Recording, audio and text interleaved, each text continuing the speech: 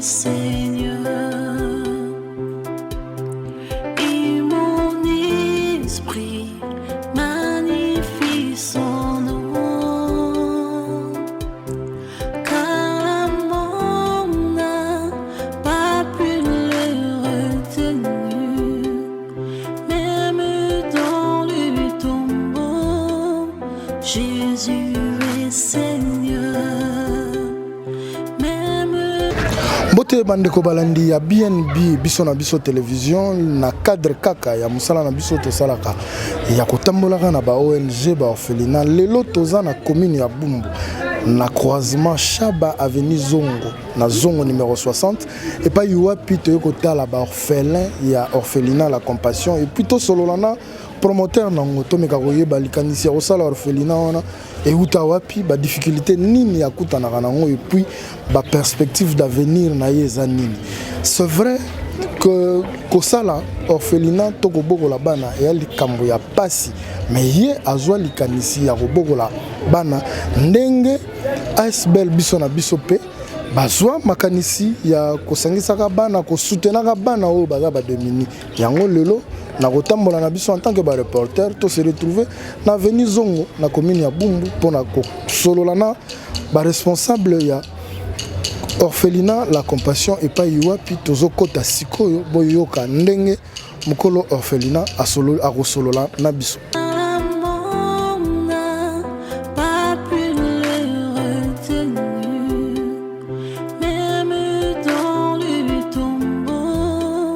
Jésus est Seigneur, même dans le tombeau. Voilà, bandeko balandi ya BNB biso na biso TV toza wana bureau ya promoteur ya Fondation La Compassion monsieur Rudy Tchala Moïse na ye tokomeka kosolola ndenge nini likanisi nanu ya kosala fondation utaka wapi et puis lelo aza kokamba bana asungaka bango ndenge nini toyebi ke ba difficulté eza énorme ba complication eza belé mais ti lelo aza kokoba kosunga bana oyo baza ba orphelin de père et de mère eza likambo ya facilité yango lelo tokosolola na ye moko ameka ko expliquer biso likanisi wana euta wapi et puis asalaka yango ndenge nini est-ce que ezalaka mbongo eutaka na poche na ye to azwaka financement eutaka libanda to batuka ya bonne volonté ya bonne foi bayaka pe kosunga bana na biso oyo baza na kati ya orphelinat La Compassion. Monsieur Rudy, bonjour. Bonjour papa, bonjour papa. Monsieur Rudy, tolingi toyeba nanu likanisi ya kosala orphelinat euta wapi? Merci pour na mutuna oyo. Likanisi ya kosala fondation structure oyo euta juste na mutima nanga premièrement ndenge tolobaka mozu ya pasi ya ibara pasi ya baninga nzambe apesanga mutima wana ya mawa ya koyeba ko compatir aussi na pasi ya baninga alors na âge à 5 ans na perdaki papa et maman pe aki kolanda pe akufi na tsala qui vraiment orphelin de père et de mère. Il y a eu un prêtre catholique, Père Charles, oyo azwaki en charge bokolinga atangisinga et na nzela ya sango wana nde nayaki kozwa vraiment lisusu boyebi ya mingi ya koyeba ete soki oza na 10 francs ebongi osalisa mpe bayebazangi. C'est ainsi que ntango nabandaki mosala na nga na Onatra na se décidaki mon petit salaire de l'Onatra ebanda koservir nga ya kosutanaka mpe kosungaka bafaible en général et jusqu'en 2007 nde ya moke nazaki koéconomiser nde ntango namonaki ekomi mwa ebele je me suis décidé à kosala structure oyo ONG oyo kokamba ba orphelin précisément. Donc La Compassion toloba lelo esali déjà 13 ans. 13 ans. C'est depuis 2007. Mais à ce jour oza na bana boni na orphelinat La Compassion. Voilà. Na mikolo tozoloba boye ndeti lelo tosala émission bana baza 54 bazali 3e promotion et ya bana oyo tozo vivre na bango ko vanda na bango l'orphelinat. Donc baza lelo 54 orphelins, 24 filles na 23 garçons. 24 filles na Bon, Papa Moïse, c'est vrai olobi moi économie oyo eza troisième promotion tozonga na ba promotion oyo euti kobima bima esi obimisi bana boni et puis bazosala nini na vie actuelle. Vraiment merci bana babimi moi ebele déjà oyo lelo ebele baza ba responsable bamsusu babala bamsusu bazo travailler bamsusu baza ba chauffeur ebele baza déjà dans le monde actuel baza dans la société bazo se retrouver dans la société toza pe na ba cameraman bamsusu bazali kusala musala na ba société donc baza vraiment ebele bamsusu pe baza na ba voyage. Lelo olobi ozana basi 24 mibali 30 bongo te bana oyo bazotanga baza combien na 54 wana nyonso bano baza na kelasi baza lokola 49 voilà 5 oyo bazotanga te bano bakomi na age ya kelasi te et osalaka ndenge nini mpona kofutela bango bafrais vraiment mpona kelasi na bango lokola toza une structure tozalaka liboso biso moko nde bapremier partenaire ya mosala oyo quand je dis biso moko c'est-à-dire nga na staff na nga bacolaborateur na ngai elongo na bacolaborateur na ngai toza bapremier partenaire ya mosala oyo tovivaka na système ya ba-ONG ya bacotisation lorsqu'il faut tofuta loyer toyokani tokotia autant fin du mois tofuta loyer neti mpona baminerval c'est toujours comme ça tokozaka et likambo so tomoni elekeli biso nde tofongolaka mpe vraiment porte kosenga lisungi na bandeko baza libanda bandeko baza na gauche na droite kotinda bato voir même na batransport en commun komobiliser bato koévangéliser kosenga soutien assistance ya bana oyo nde tolobakaki mosapi moko elokotaka facilité donc koni moko ezalaka na mpasi ya kobelisa nzungu c'est ainsi que tosengaka par-ci par-là concours mpe soutien de sorte que bana oyo bayebana kovivre malamu. Likanisi ya kotoucher ministère ya affaires sociales non besoin yango te déjà tozwa yango si basoma bino déjà tozwa tokoma ba lettre jusque là tozwa nano pensa résultat malamu te tozwaka subvention à l'état te bozwaka subvention à l'état te c'est vrai oluti koloba awa koni moko ebelisaka nzungu te mais biloko te mais soki sikoyo natuni yo motuna ya koyebisanga ba difficulté majeure nini bozana ngo na kati ya orphelinat okoyebisanga nini mpona likambo etali ba difficulté toza vraiment na ba difficulté énorme premièrement na kolobela soin de santé parce que moto so aza santé malamu te akokende classe te akosala mosala te donc ozala vraiment assis par terre soin de santé eza na hôpital moko te eza na esika moko te oyo bana oyo bakendaka kozwa traitement soit ofele soit na baprix réduit na bakaya ba maladie tozala toujours obligé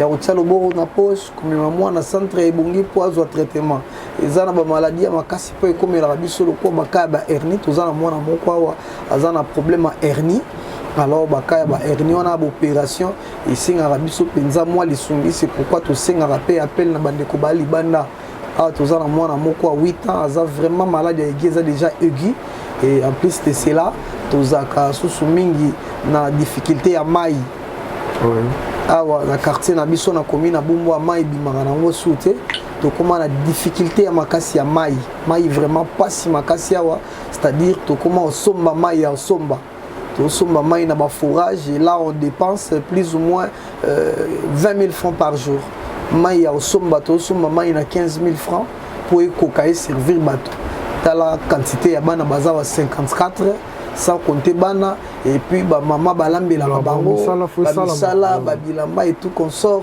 donc faut bosso mama ya 15 000 pour bomona mai servir bino vraiment 15 000 francs bosombi mai moto azomema mai wana bopesi 2 000 francs loué poussou bofutie susu na 3 000 francs donc ça nous fait 20 000 francs congolais par jour donc tu dépenses à 10 dollars pour la voilà. Pour la maille dépense à 10 dollars. C'est pourquoi tu lances qui depuis le mois passé, opération et à fourrage, on a profité peu qu'on le bilango, on a micro nabino, opération fourrage, tout fongoli vraiment porte, n'engue porte les acapolés les pour na batonionso, vraiment opération fourrage, et aussi à l'issungi à motonionso, d'ailleurs banderole bomoy na balabala wana ya on désolé bela pe makamanga fourrage, tout le de 1 dollar à 5 000 dollars, nyonso nzamba pesio. Il y a qu'à contribuer na yango pour toucher la bana fourrage awa na lopango esika bazali opération fourrage to sengi lisungi na moto nyonso pour bana oyo bazala na mai sur place awa et ils ont vraiment avantagé pe difficulté ya suka ezali ba frais scolaires surtout ya bano baza na humanité ba minerval na bango mutu pasi ba compte bandija ko benga na bango pe likambo etali loyer tous occuper toute la parcelle et c'est $300 les mois. Voilà un peu ma difficulté à ma casse. Pendant tout ça, message nini au lancé na ba dirigeant ya mboka et puis ba congolais on y a bonne foi. S'il y a certaines personnes bazana makoki mais ba raté et sikani na roke no tcha yango. Message nini roki ko pesa na bango bato baza libanda ya mboka toutes ces personnes otoyo kaka ba musiciens ba boaka bato ba théâtre ba comédien ba boaka. Et si quand il la Bible dit c'est lui qui prête, qui donne aux pauvres, prête à Dieu. Donc, ce que sungi babola, ils ont dit aux défis sans Zambé. Et si quand il message nini, Papa Moïse au lancé na batoua. Vraiment, na ko profiter vraiment mingi ko lancer message oyo na ba autorité ya mboka, ba cadre, ba servante, ba serviteur de Dieu. Bah papa na biso na assemblée nationale, na assemblée provinciale, bah sénateur, bah ministre, vraiment mokonzi ya mboka chef de l'état papa Fachi et longo na maman Denise, vraiment bana orphelinat la compassion, bah leli et pas inabino ko lukalisungi, bana oyo bazana ba bosenga ya kokoma un jour bazala utile pour la société. Awa tozana coupe couture, tozana informatique, tozana esthétique mais matériel nous fait défaut. Ba machine et baby, ba machine à coudre, ba tangela kawa, kufi baby, donc tu as vraiment besoin de tenir biso main d'assistance, bana oyo po bazala malamu. Bozona na biso na poto, bande ko bozona na biso na Kinshasa ba konzi mboka surtout ba mécène, ba nzambe nyonso en général, bo contacteur final la compassion avec le paix que Dieu vous donne, ba ko partager na bana oyo bazalia baza bana loko bana nyonso, bazana posa bazala pe malamu.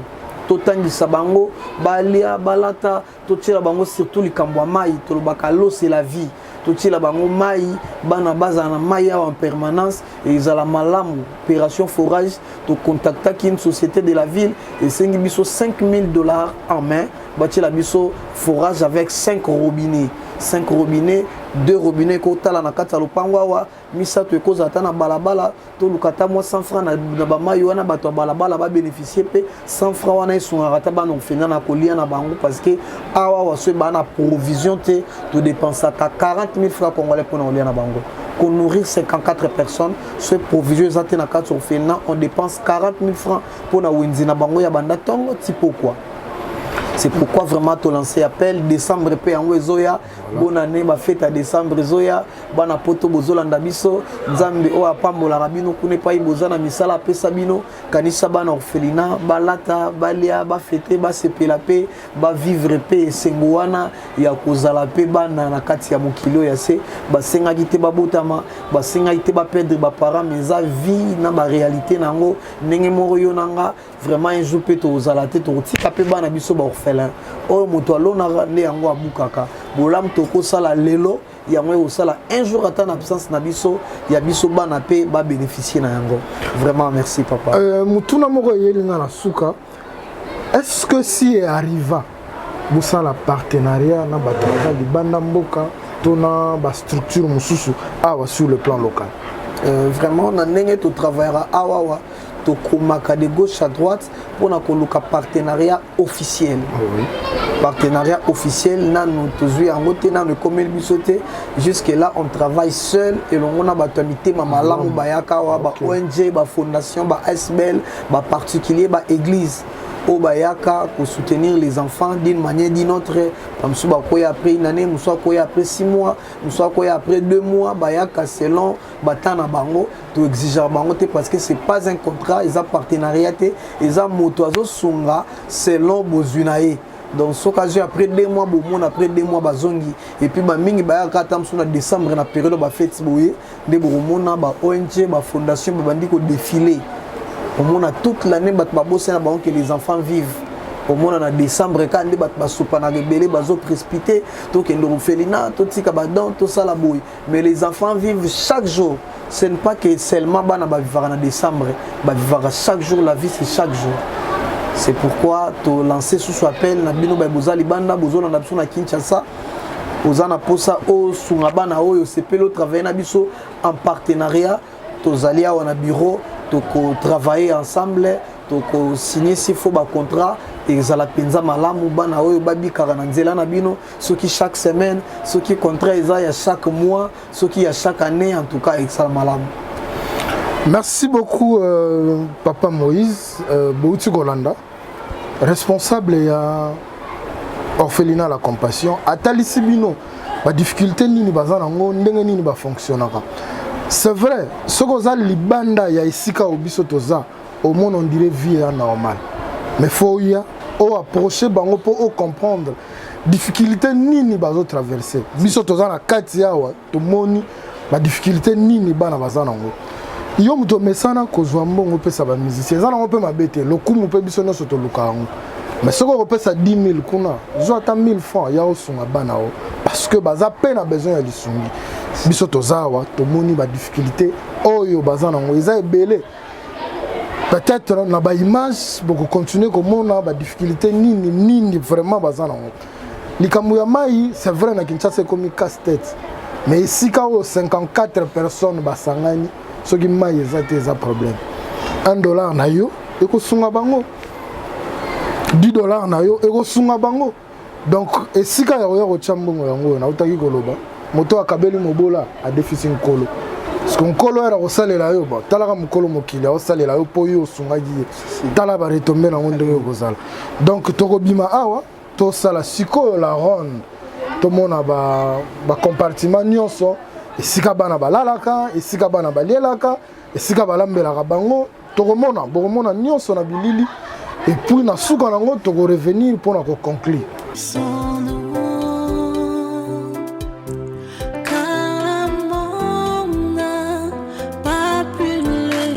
C'est bon. Papa Moïse, tobimi na bureau. Tozana posa offert visiter biso orphelinat pour bateau nyonso ba hotala partout dans le monde va comprendre que Moussale Salamara, mais peut-être que ma coquine les ozanga po et Salama na ndenge sengeli. Vraiment merci meni papa. Toza siko na docteur Abafi. Oui. Ah toza na deux dortoirs. OK. Docteur Albusu Abafi n'est pas tozo kotara. OK. Bazalia bana basi nyonso les 24 filles. OK. Bazalia wa petit bango pe ba kombola ndako na bango ba bongisa. Bonjour. Voilà. Ah pas ba fille bango bazana 2 chambres. OK. Voilà. Bana basi bazalia wa. Bana basi bazar. Voilà, na moi pharmacie zo mona pe ya moketo linga ba kisi ezanga te. Ezanga te ça c'est vrai. Alesika bana baza ba malade ya mbala kati ya malade ya tout. Donc to linga ba kisi ezala pe pour na ba premier soin. Zaki olobela ba machine yango bozomona se wana sans attention ba machine bébé ekufi mwana mikolo ba vandi bazoye kola ko potirte ba machine penze bébé penza donc bana ba komi na difficulté mikolo ya utanga ya kola couture mais ba misana kotanga wa kola ko couture ba formation na bango ba swaka. OK, à part awa toza susuna olobi ba dortoir les amis balé. Ah oui. To comment na o ya ba garçon, OK. Réfectoire, eza salle ya récréation. Ici kabana bazwara temps ya kopema ya divertissement pe kolia na bango zomona baba eza wa réfectoire.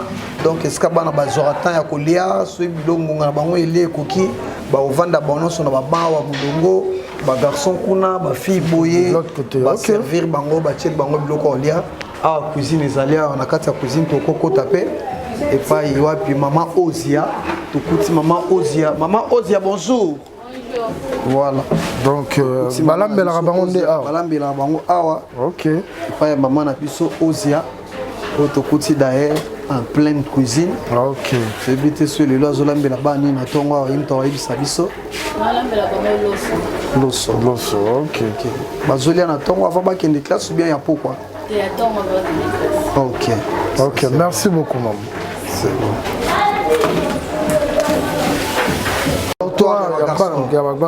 Voilà, docteur Abakarso. Il a dit que ça t'a donné Coco. Bonjour. Voilà. Ah, toza pas ba garçon. Dortoir ba garçon. La bino monde ba musi bana si baby, ba musi kufi. Ouais. Ba garçon ba zaliawa, ba musi ne bozomo na ka kufi donc tellement ko kufa. Tozaki na ba meto mabaya bana mibali tala mubulu et bukani, ça c'est vrai. C'est pourquoi votre système yo sel si la banca bibeni na ba gistera wa. Ouais. Ba marco. Et si ba salle déjà échantillon yo, nous faisons un chantier ba osala déjà. OK. C'est là bon ba meto boizala wa 5 na ba armoire na ba chaque enfant fois en armoire na ye ici ka tchaka biloko voilà ici kana o tcha biloko. OK voilà c'est ça.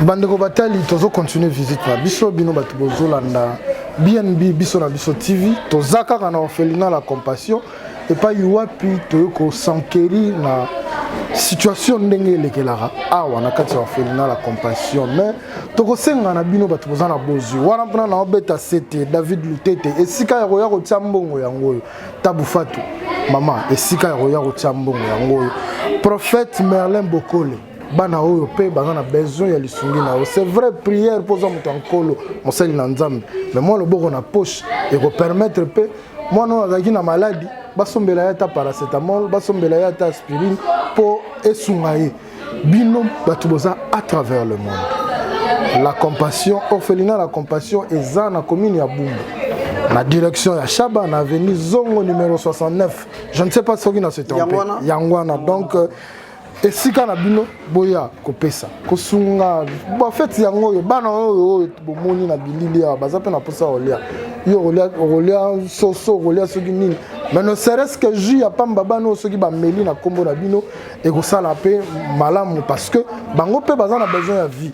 Papa Moïse a été koloba na biso bango te bato basengaki baya na mokili po et alaki destin mais est-ce qu'il faut pas continuer ko souffrir pour baza na babotité je ne pense pas biso nyonso to abikela mo ya nzambe oyo apesaka ngai na yo souffle azopesa pe bana wana donc moi ndambo toza nango tomeka koya kosunga bana oyo baza na orphelinat la compassion.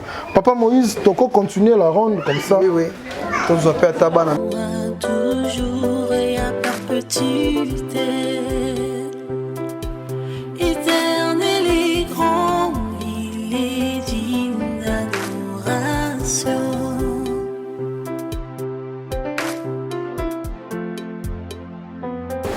Bonjour.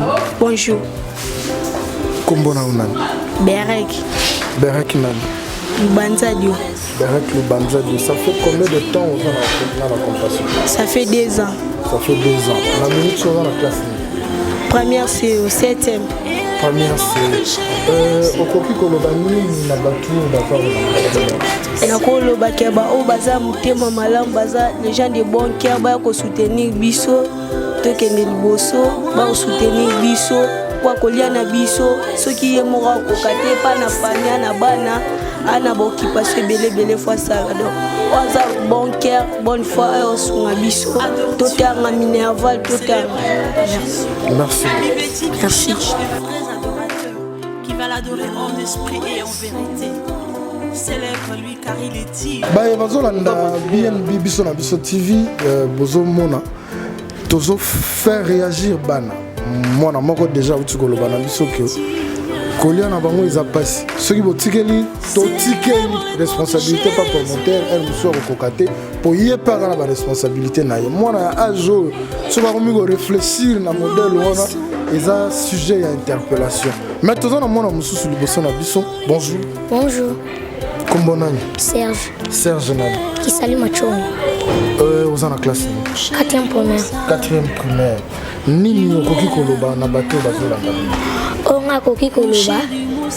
Ndeto vandi awa tuzampe un peu na passe. Awa eza chambre ba fille. Kuna salon ba garçon. Awa eza cuisine tout le monde maman nso rosa a. Esika kolala pe passe, mai pe passe. To sengi na bino.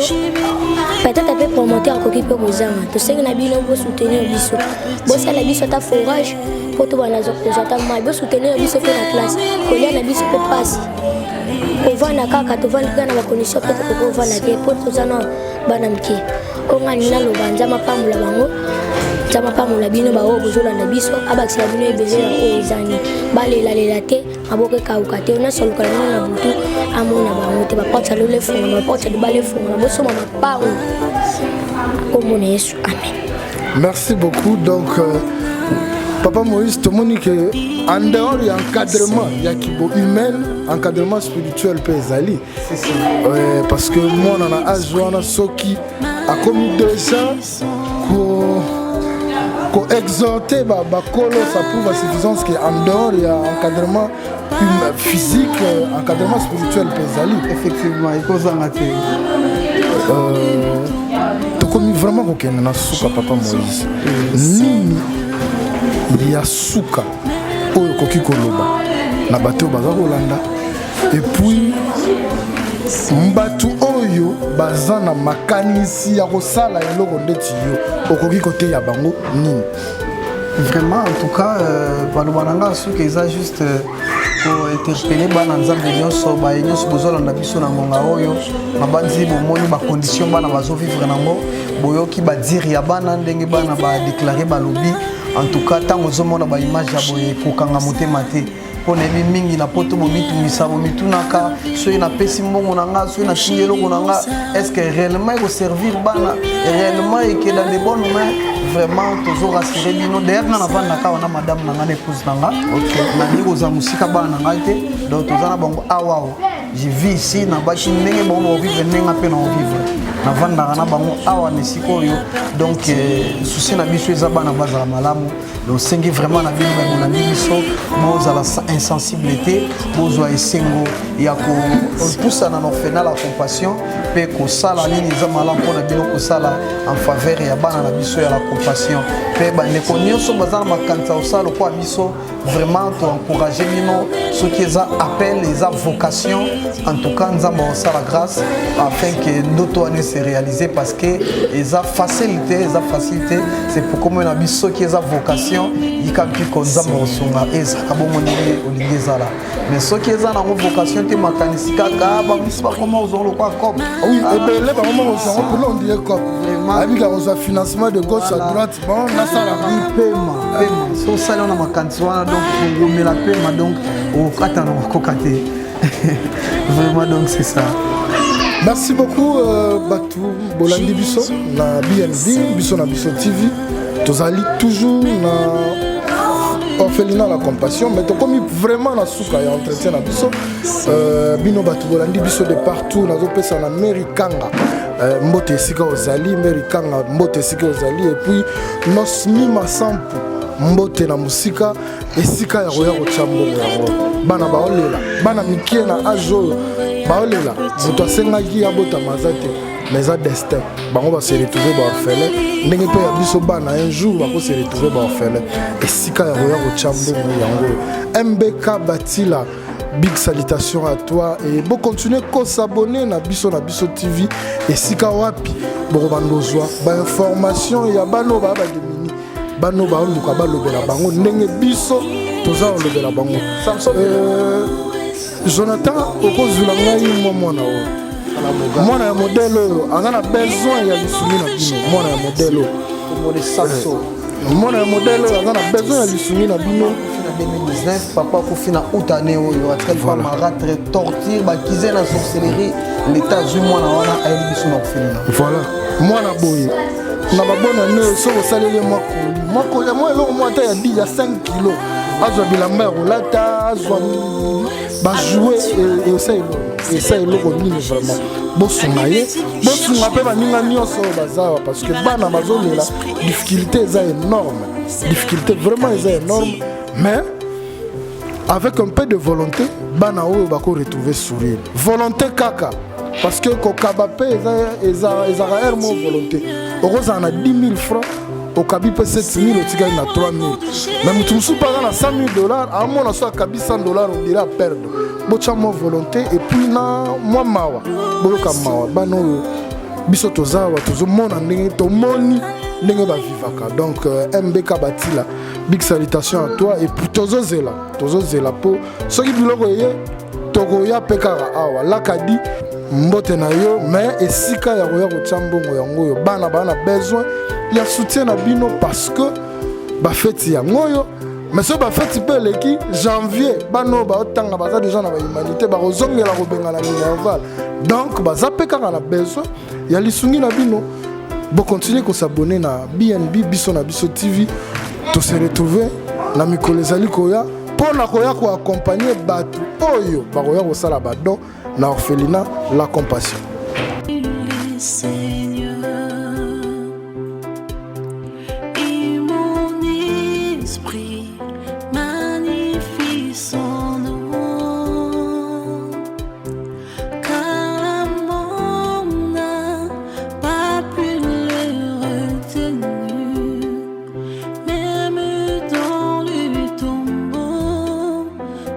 Jésus